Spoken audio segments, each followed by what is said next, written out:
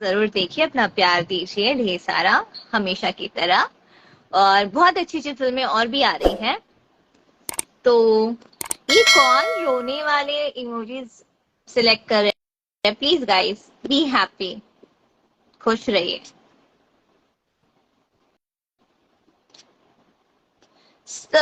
एक सिंपल सी बात है, खुशियां छीनने वाले बहुत बैठे हैं, बहुत सारे, मतलब ऐसे स्टेप्स स्टेप्स में है।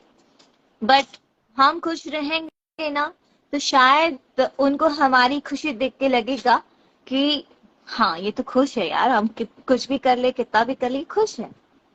और मैं खुश रह रही, आई एम वेरी हैप्पी। क्योंकि मेरे साथ मेरी हानि है ना? हेलो, हाय हन्ना,